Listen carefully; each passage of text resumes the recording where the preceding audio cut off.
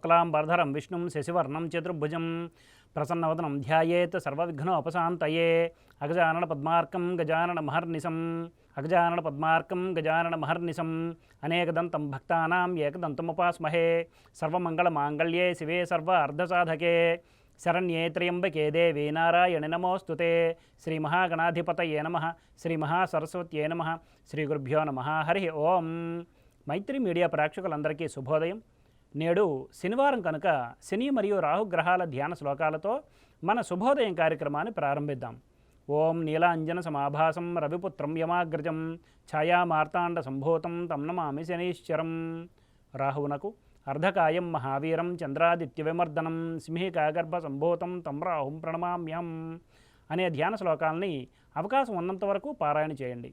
ఆంగ్ల తేదీ ప్రకారం తేదీ 10/2/2024 శనివారం, శ్రీ శోభకృతనామ సంవత్సరం, ఉత్తరాయణం, శిశిర ఋతువు, మాఘమాసం, శుక్లపక్షం, నందతిథి అయిన పాడ్యమి రాత్రి తెల్లారితే 3:30 వరకు ఉన్నది. పిమ్మట విదియ.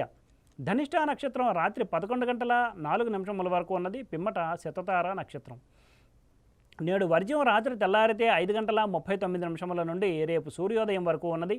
దుర్ముహూర్తం సూర్యోదయం నుండి 8:01 వరకు ఉన్నది. నేటి సూర్యోదయం 6:31 కాగా సూర్యాస్తమయం సాయంత్రం 5:50.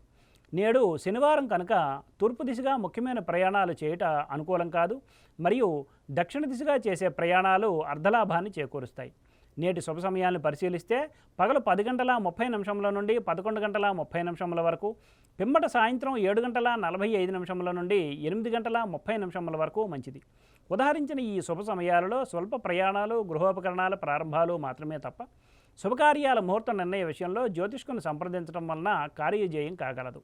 వర్జ్య దుర్ముహూర్త సమయాలలో ఏ విధమైన శుభాశుభ కార్యక్రమాలు ప్రారంభించడం మంచిది కాదు.